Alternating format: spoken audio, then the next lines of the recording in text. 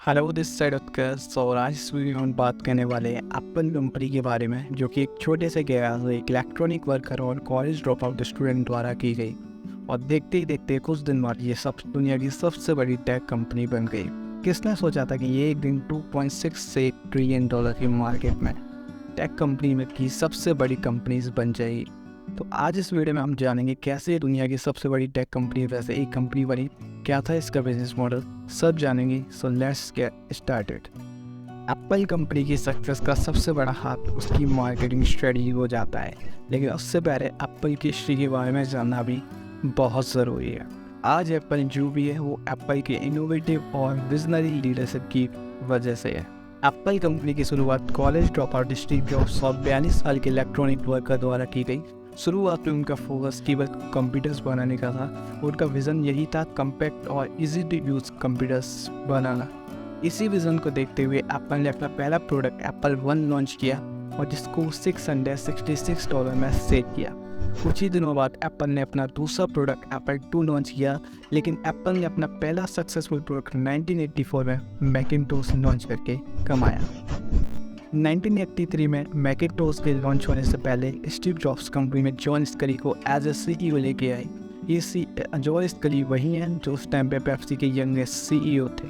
हालांकि जॉब्स और स्कली की दोस्ती ज़्यादा वक्त तक नहीं टिक पाई। मैकिंटोश IBM को बीट करने में नाकामयाब रहा, तो 1985 में जॉब्स ने स्कली को कंपनी से बाहर निकालने के लिए बोर्ड से बात की।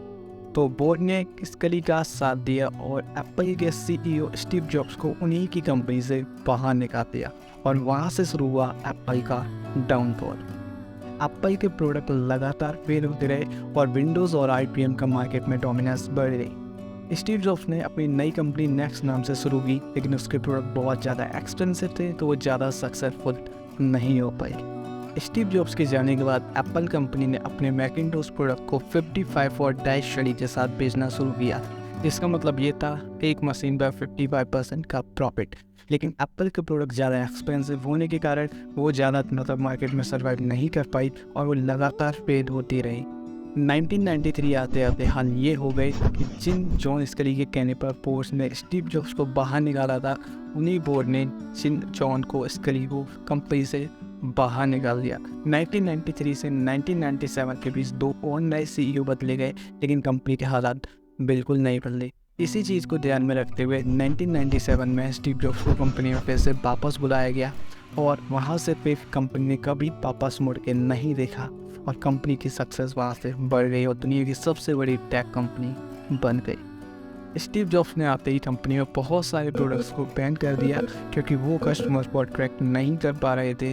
उसके बाद iMac C3, iBook और सिनेमा डिस्प्ले जैसे प्रोडक्ट को लॉन्च किया और एप्पल को मार्केट में फिर से जिंदा कर दिया। उसके बाद उन्होंने म्यूज़िक लवर को ध्यान में रखते हुए पहली बार 2001 में iTunes को लॉन्च किया, iPods लॉन्च किए, जिन्होंने म्यूज़िक प्रोडक्ट के मार्केट को डिस्टर्ब कर दिया। अब हर कोई iTunes लेने में लगा हुआ था क्योंकि उस टाइम पे पहला ऐसा iTunes ऐसा प्रोडक्ट था जो कि पोर्टेबल और स्टाइलिश MP3 प्लेयर आ रहा था और वो केवल स्टीव जॉब्स यानी कि एप्पल प्रोवाइड कर रही थी। इसके बाद 2006 में एप्पल ने अपने WPS कंप्यूटर सीरीज़ पर फोकस किया और अपने प्रोडक्ट लॉन्च किए। मैकबुक लॉन्च किया, मैकबुक ओरिजिनल लॉन्च किया। इसके बाद 2007 में कंपनी ने अपना प्रोडक्ट iPhone लॉन्च किया और इसकी खासियत ये थी कि एक ही डिवाइस पर उन्होंने इंटरनेट, कॉलिंग और म्यूजिक को लगा दिया, जिसने टेक वर्ल्ड की पूरी इंडस्ट्री को हिला के रख दिया। तो ये पहला प्रोडक्ट था जिस पर इंटरनेट, कॉलिंग और म्यूजिक तीनों चीज़ मिलती थी।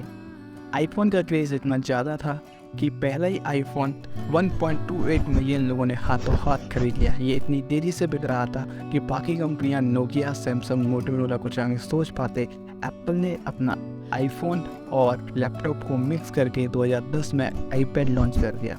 स्टीव जॉब्स एप्पल का इकोसिस्टम को आगे और बड़ा बनाना चाहते थे, लेकिन 2011 में कैंसर की वजह से उनकी डेथ हो गई। इसके बाद एप्पल ने टिम कुक को कंपनी का CEO बनाया और टिम कुक ने एप्पल के इकोसिस्टम को आगे बढ़ाया और नए प्रोडक्ट लॉन्च किए।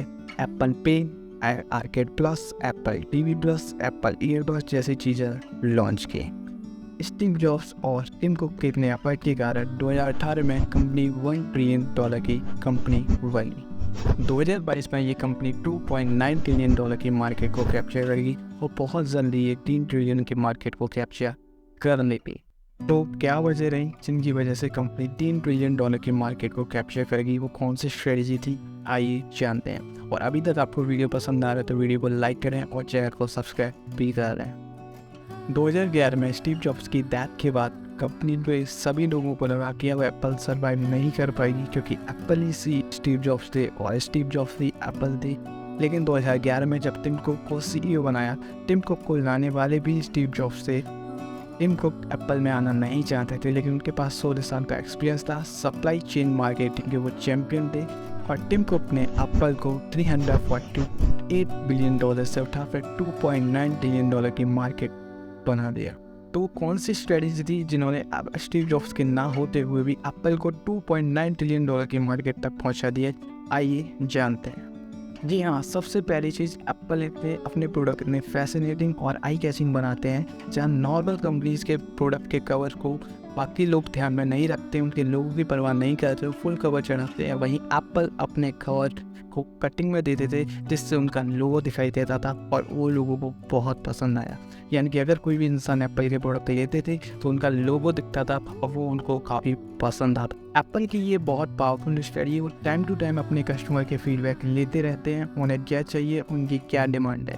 हाल ही में जब iPad के कीबोर्ड में कुछ मिस्टेक्स थी, कुछ प्रॉब्लम आ रही थी, तो उन्होंने जल्द से जल्द उसको सॉल्व कर दिया। एप्पल का प्रोडक्ट सुनते ही सबसे पहली चीज़ दिमाग पर आती है वो है महंगे प्रोडक्ट। एप्पल अपने प्रोडक्ट महंगे ज़रूर देते हैं, लेकिन वो अपने प्रोडक्ट की क्वालिटी, सर्विस और कस्टमर सर्विस के साथ किसी भी तरह का खिलवाड़ नहीं करते जैसे कि बाकी ब्रांड करते हैं। लेट्स एग्जांपल के लिए आप OnePlus को ले सकते हैं। जब ये आई थी तब इनका एम था कम प्राइस में ऐसे फ़ोन देना जो कि फ्लैगशिप फ़ोन देते हैं, और अब ये 60,000 और 25,000 से नीचे के फ़ोन दे रहे हैं। एकदम से इनकी मार्केट को ये समझ नहीं आया, लेकिन एप्पल अपनी ऑडियंस के साथ, अपनी टारगेट ऑडियंस के साथ इस तरह का खिलवाड़ नहीं करती है। वो अपनी ऑडियंस को वही चीज़ प्रोवाइड करती है जो उनको चाहिए। एप्पल ने हमेशा से ही अपने आप को बाकी ब्रांड से यूनिक रखा है। जैसे कि बाकी एंड्रॉयड ब्रांड सेम OS पर काम कर रहे थे, तो एप्पल ने खुद का iOS लॉन्च कर दिया, खुद का प्रोसेसर बायोनिक चिप लॉन्च किया, और इनका चार्जर C-Type तो वो भी नहीं आया। और iPhone 14 में इन्होंने डायनामिक आइलैंड का बहुत अच्छा फीचर लॉन्च किया जो कि लोगों को बहुत पसंद आया।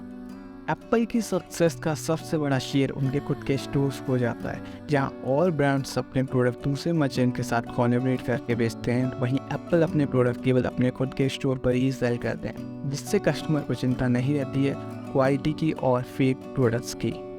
इंडिया में एप्पल के प्रोडक्ट बहुत फेमस है। इसी चीज़ को ध्यान में रखते हुए अप्रैल 2020 में टिम कुक इंडिया में आए थे और इंडिया में पहला स्टोर मुंबई और दूसरा दिल्ली के सकेत पोल पे खोला, और इसका एम्बियंस बहुत सुंदर है। अब आपको एप्पल के प्रोडक्ट लेने के लिए कहीं जाने की ज़रूरत नहीं है, आप on the spot payment feature का यूज़ करके प्रोडक्ट परचेस कर सकते हैं। सो ये थी हमारी एप्पल कंपनी की स्टोरी, कैसे एक छोटे से गैराज से शुरू हुई और दुनिया की टेक जायंट कंपनी बन गई। तो इस तरह की इंटरेस्टिंग वीडियो हम आपके लिए लाते रहेंगे। अगर वीडियो पसंद आई है तो लाइक करें, कमेंट करें आगे किस टॉपिक पर आपको वीडियो चाहिए, और चैनल को सब्सक्राइब ज़रूर करें। सो मिलते हैं एक और नई वीडियो के साथ। Till the time, let's rock together.